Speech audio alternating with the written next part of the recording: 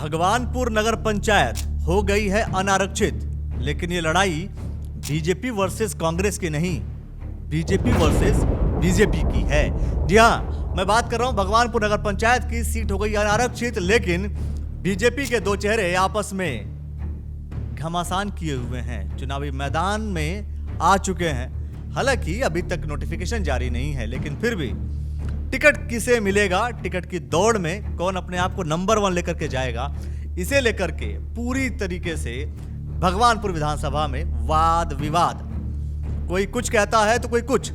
सुबोध राकेश जी कहते हैं, आरोप लगाते हैं देवेंद्र अग्रवाल जी के ऊपर, रचित अग्रवाल जी के ऊपर। रचित अग्रवाल इस नगर पंचायत भगवानपुर समझिए या हमारे पूरे क्षेत्र के लोग जानते हैं, उसके पिता देवेंद्र अग्रवाल का नाम है और निश्चित रूप से इस क्षेत्र के सबसे बड़े अवैध कब्जेदारी अगर कोई है तो वो देवेंद्र अग्रवाल। और रचित अग्रवाल जी कहते हैं कि हमारे पास भी पिटारा है, पूरी लिस्ट है उनके कर्मों की। मैं सुबोध राकेश जी को बताना चाहता हूँ, रचित अग्रवाल पे जो पहला मुकदमा हुआ था वो उसमें वे भी आरोपी थे, जिसमें उनके पिताजी भी आरोपी थे, उनके भाई भी आरोपी थे और मैं भी आरोपी था।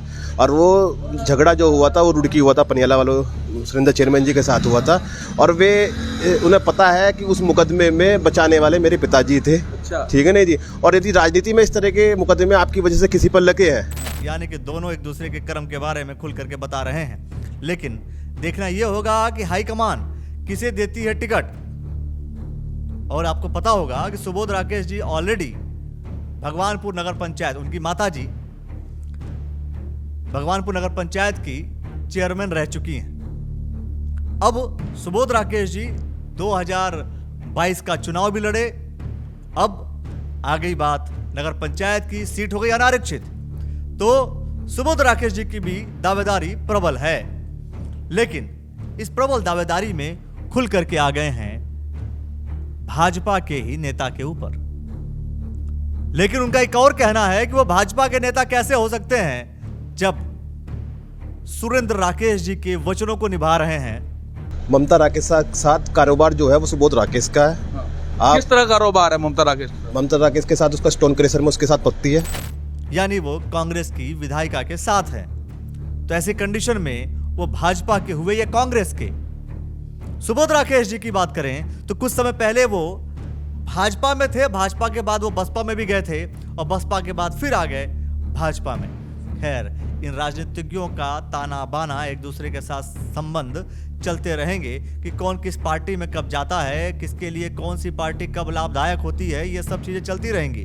कभी सुबोध राकेश जी पूछते हैं कि आपने कब भाजपा ज्वाइन की, कोई तस्वीर कोई फोटो हो तो दिखा दीजिए। और जमीनों के कब्जे को लेकर के भी खुल करके सवाल करते हैं।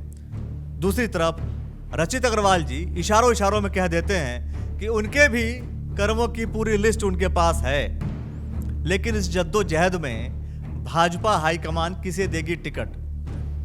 क्या सुबोध राकेश जी जो लगातार सुर्खियों में बने हुए हैं, चुनाव लड़ चुके हैं, और दूसरी तरफ जनरल कैटेगरी में रचित अग्रवाल जी, टिकट मिलेगा किसे?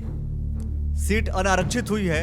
एक और बात बताता हूं आपको, आरक्षित सीट का मतलब जो व्यक्ति उस कैटेगरी में आता है चुनाव वही लड़ सकता है। अगर कोई सीट एससी है तो, या कोई महिला है या ओबीसी है, ऐसे कंडीशन में चुनाव उसी कैटेगरी का व्यक्ति लड़ सकता है। लेकिन अनारक्षित होती है, उसमें सामान्य भी चुनाव लड़ सकता है और साथ में एससी ओबीसी भी चुनाव लड़ने के लिए एलिजिबल है।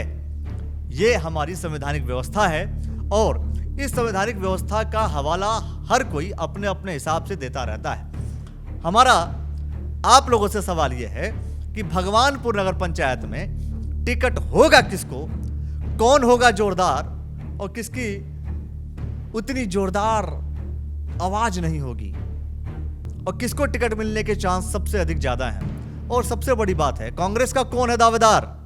यदि आप जानते हैं तो आप कमेंट सेक्शन में हमें जरूर बताइए। खुल करके हम चर्चा करते रहेंगे। देखते रहिएगा द न्यूज़ वाला नेटवर्क। धन्यवाद।